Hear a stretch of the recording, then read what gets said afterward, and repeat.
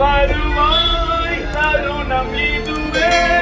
வீட்டுக்கு அரிசி பருப்பு வாங்கிட்டு போங்க, உங்க பிள்ளைகளை படிக்க வைங்க, குடும்பத்தை பாருங்க, பிள்ளைகளை பாருங்க. தயவு செஞ்சு மனம் திரும்புங்க. கடையை திறந்ததும் கட்டுக்கடங்காத கூட்டம். தயவு செஞ்சு யாரும் குடிக்காதீங்கன்னா, வேலை செய்ய வேண்டிய நேரம் 12 மணி. இப்ப வந்து குடிச்சு உங்க வாழ்க்கையில கெடுத்துக்கிறீங்களா? 12 மணி ஆகிடுச்சு, இப்பதான் வேலைக்கு போற நேரம், தயவு செஞ்சு குடிக்காதீங்க என கெஞ்சும் தனி நபர். அநேக குடிகாரனுடைய குடும்பம் வறுமையில வாடுதுன்னா, தயவு செஞ்சு இந்த குடிக்கிற காசுக்கு வீட்டுக்கு அரிசி பருப்பு வாங்கிட்டு போங்க, உங்க பிள்ளைகளை படிக்க வைங்க. நாங்க சர்ச்சிலிருந்து வரோம். இந்த குடிப்பழக்கத்திலிருந்து நீங்க வெளிவரணும்னு நினைச்சீங்கன்னா எங்களுக்கு தொடர்பு கொள்ளுங்க.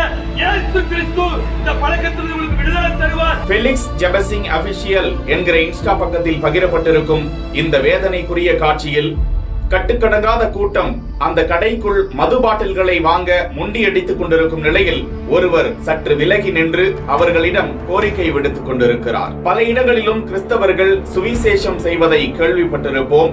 ஆனால் இந்த மதுக்கடை முன்பாக சுவிசேஷம் சொல்வதை தான் பார்க்க முடிகிறது. உங்களால் குடியில் இருந்து மீள முடியவில்லையா? இயேசு கிறிஸ்துவை நோக்கி வாருங்கள், அவர் மீட்சியடைய செய்வார் என்று அந்த இடத்தில் சுவிசேஷம் சொல்கிறது. கோரிக்கை விடுத்து உங்களது குடும்பத்திற்கு அரிசி பருப்பு உள்ளிட்ட தேவையான பொருட்களை வாங்கி செல்லுங்கள், தயவு செய்து குடித்து உடல்நிலையை கெடுத்துக் கொள்ளாதீர்கள் என அறிவுரை கூறும் அந்த நல் உள்ளத்திற்கு நன்றிகள் குவிந்து வருகின்றன. தயவு செய்து யாரும் குடிக்காதீங்கன்னா, 2 கரம் கூப்பி கேட்கிற குடும்பத்தை பாருங்க, பிள்ளைகளை பாருங்க. தயவு செஞ்சு மனம் திரும்புங்க.